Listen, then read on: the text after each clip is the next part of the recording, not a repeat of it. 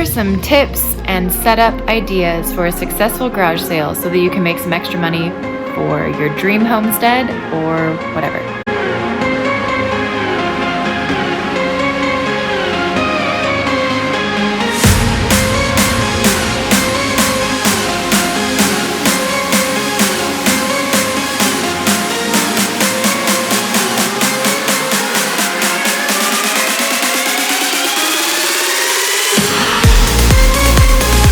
Hey everyone, it's Stori here. Thanks so much for tuning back in, or if this is your first time, welcome. It would mean so much to me if you could like this video and subscribe to my channel. It really helps to promote the growth of this channel, particularly if you share this video, all of which is free, and I'd really appreciate it. So let's just dive right in. I don't think I can stress this enough. Preparing for your sale is of the utmost importance. Do as much as you can beforehand to prepare by organizing, really figuring out what it is that you want to put in the sale, and sorting those items out into the right places, and then pricing everything. Pricing literally everything. For example, I made a really clear sign right on the floor where I displayed this Z-Rack, and I said, everything on this rack is $3 unless otherwise marked. Okay, it's the morning of, and I have been setting up since like 5:30 in the morning. It's not perfect, but the bones are here. So we have our electronics section. DVDs are gonna be $2 each. Done some research before this sale, and I found out that one of the most undervalued items that people price at their garage sales are speakers. So a good rule of thumb tip is to place things at 1/3 the retail value. I got a hold of a Z-Rack. A lot of people don't know what that's actually called. It's called a Z-Rack because it makes the shape of a Z, and apparently I only know that because I worked at a Kohl's in high school.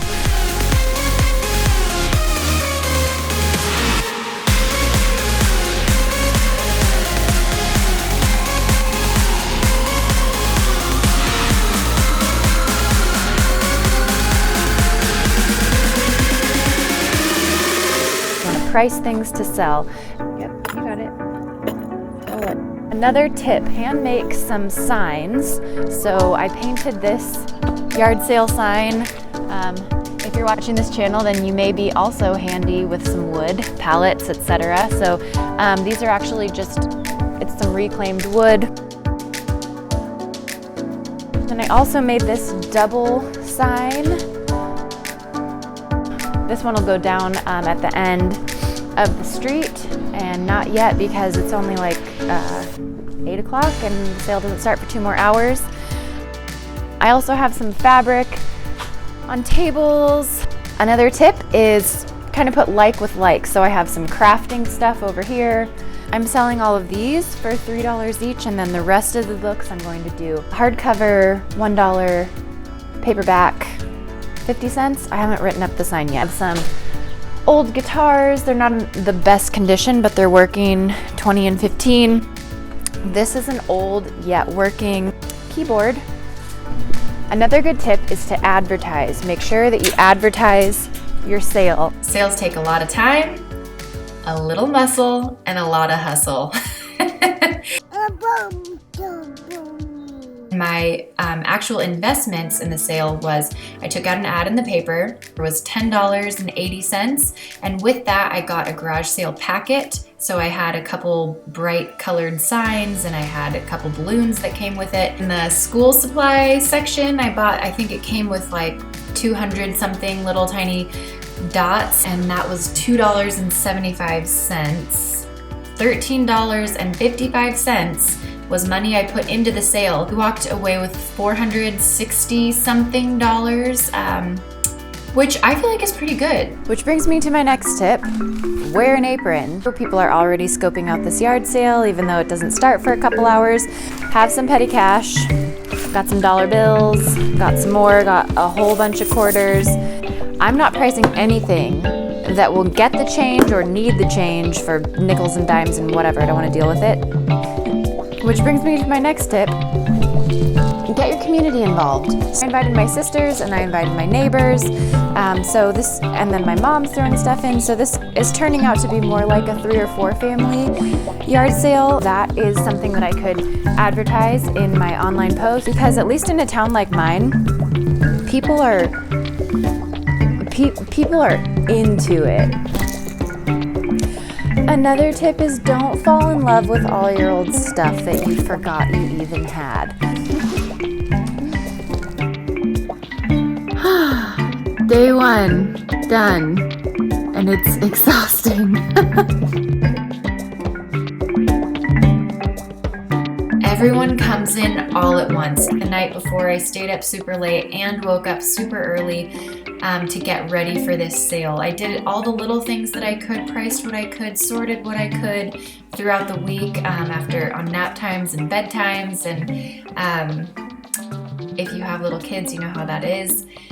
It's nap time right now, actually.